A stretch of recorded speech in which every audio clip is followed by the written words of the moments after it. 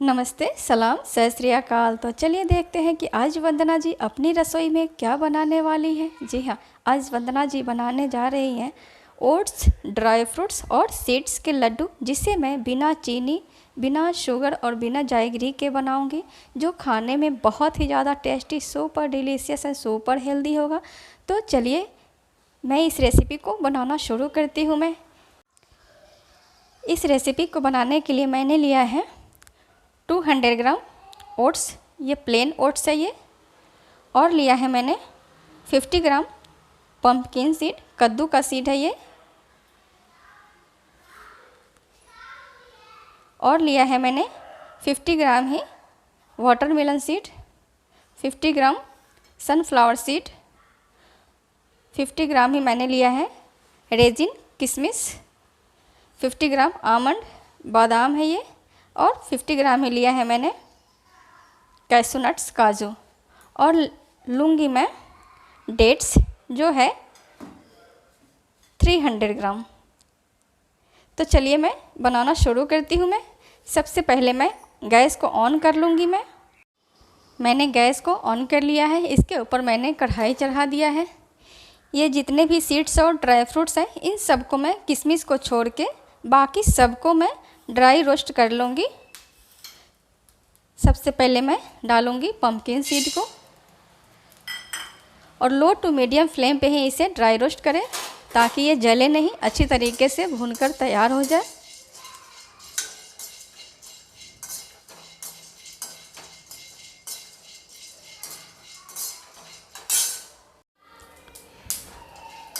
Pumpkin seed भूनकर ready हो चुका है।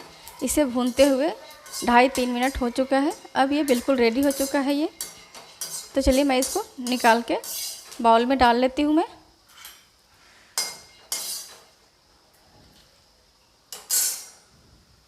मैंने पम्पकिन सीड को ड्राई रोस्ट कर लिया है। तो चलिए मैं इस सभी को मैं ड्राई रोस्ट करने के बाद मैं आपसे मिलती हूँ। मैंने सभी ड्राई फ्रूट्स और सीड्स को भूनकर रेडी कर लिया है। अब मैं भूनूंगी सेसमी सीड। मैंने सेसमी सीड आपको सेसमी सीड दिखा नहीं पाई थी। मैंने लिया है 50 ग्राम ही सेसमी सीड और लिया है मैंने 50 ग्राम डेसिकेटेड कोकोनट पाउडर है ये।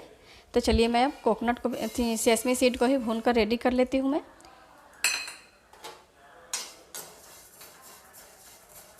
सेसमी सीड को भूनने के बाद मैं कोकोनट को भून लूँगी। कोकोनट को भूनने के बाद मैं थोड़े थोड़े क्वांटिटी में लेकर ओट्स को भी भूनकर रेडी कर लूँगी। सभी को भूनने के बाद मैं आपसे मिलती हूँ। मैंने ओट्स, ड्राई फ्रूट्स और सीड्स सभी को मैंने ड्राई रोस्ट करके रेडी कर लिया है। अब चलिए मैं इनको थोड़ी देर ठंडा होने के लिए छोड़ देती हूँ। जब तक ये ठंडा हो रहे हैं तब तक मैं इस डेट्स के सीड्स को रिमूव करके मैं छोटे छोटे टुकड़ों में कट कर लेती हूँ। कट करने के बाद मैं फिर आपसे मिलती हूँ। मैंने डेट्स के सीड्स को रिमूव करके छोटे छोटे टुकड़ों में कट कर लिया है। तो चलिए मैं आगे का प्रोसेस शुरू करती हूँ। मैं सबसे पहले मैं ओट्स, सीड्स और ड्राई फ्रूट्स सभी को मैं ग्राइंडर जार के अंदर डालकर पीस के तैयार कर लेती हूँ, ताकि ये पाउडर फॉर्म में हो जाए, जिसे कोई भी आसानी से, बच्चा हो या बूढ़े हो, कोई भी आसानी से इस लड्डू को खा सके। और मैं इस वीडियो के लास्ट में ये भी बताऊंगी कि इस लड्डू के खाने से कौन कौन से फ़ायदे हैं। तो प्लीज़ आप मेरे इस वीडियो को लास्ट तक देखें, तभी आपको पता चल पाएगा कि मैं इस लड्डू को किस तरीके से, कौन से टाइम में किस इंग्रेडिएंट्स का किस तरीके से इस्तेमाल करती हूँ। तो चलिए मैं इन सबको पीसने के बाद आपसे मैं मिलती हूँ। मैंने सभी ड्राई फ्रूट सीड्स और ओट्स को पीस कर तैयार कर लिया है। आप देख सकते हैं मैंने बिल्कुल बहुत ज़्यादा फाइन पाउडर नहीं बनाया है, हल्का सा दरदरा रखा है, जिससे कोई भी आसानी से खा सके। बिना दांत वाले भी इस लड्डू को खा सकते हैं। तो चलिए मैं अब पीस लेती हूँ इस डेट्स को पीसने के लिए मैं लूँगी, इसी ग्राइंडर जार के अंदर मैं लूँगी सबसे पहले 3 टेबल स्पून घी डालूँगी मैं इस ग्राइंडर जार के अंदर।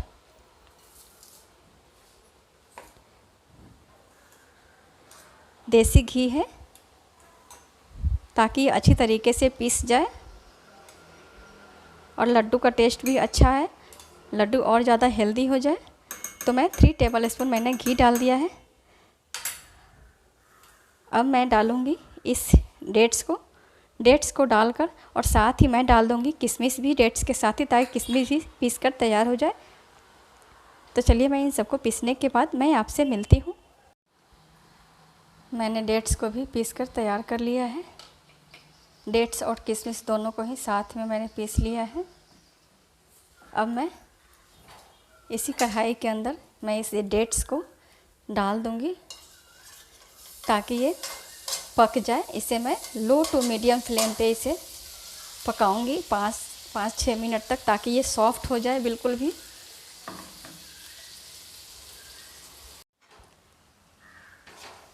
मैं डेट्स को बिल्कुल लो फ्लेम पे लगभग 5 मिनट तक मैं इसे पका ली हूँ मैं। अब ये बिल्कुल मैसी हो गया हुआ है, आप देख सकते हैं। मैंने जो इसमें 3 टेबल स्पून घी डाल के पीसा था, ये डेट्स जो है पूरा घी छोड़ दिए हुए हैं। इसका मतलब है कि यह बिल्कुल पक कर रेडी हो चुका है, आप देख सकते हैं। अब मैं इसी स्टेज पे डाल दूंगी मैं फ्रेश कूटा हुआ, मैंने 6-7 इलायची को फ्रेशली कूट कर रेडी कर लिया है। अब मैं डाल दूंगी इसी डेट्स के अंदर इलायची पाउडर को भी।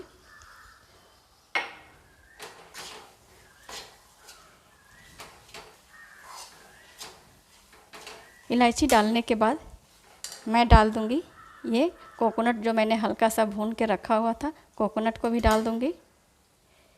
अब मैं इन सभी चीज़ों को अच्छी तरीके से मिला लूँगी।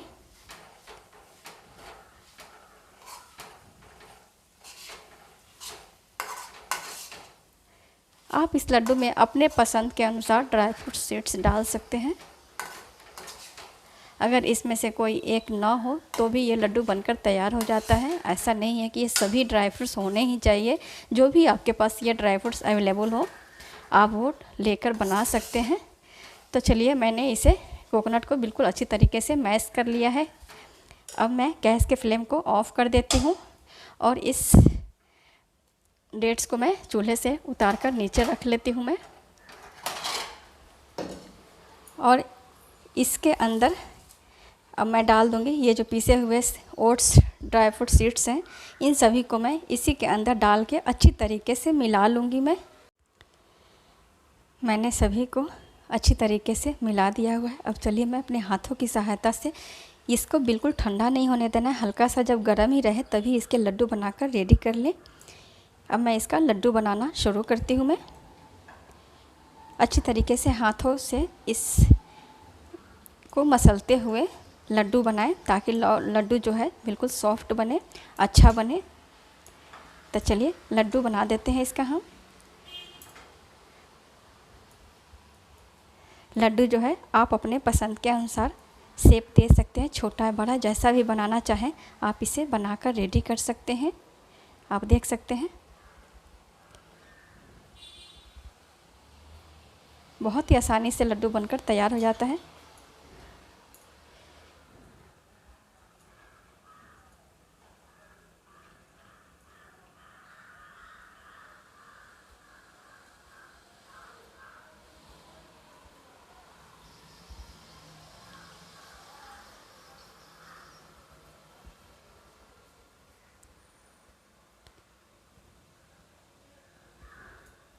इस तरह से मैं सभी लड्डू को बनाकर रेडी कर लेती हूँ मैं।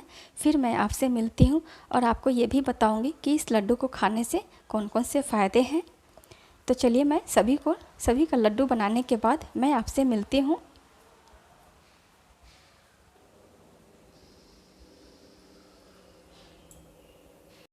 सभी लड्डुओं को बनाने के बाद मैंने इसे सर्व कर दिया है। अब ये खाने के लिए बिल्कुल रेडी हो चुका है।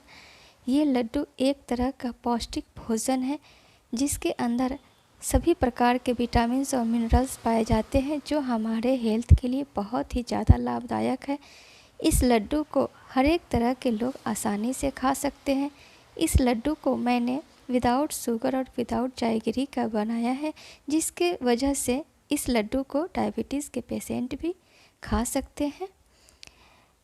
ये लड्डू बनाने में बहुत ही आसान है लेकिन खाने में बहुत ही ज़्यादा टेस्टी है, तो सुपर डिलीशियस है एंड सुपर हेल्दी है।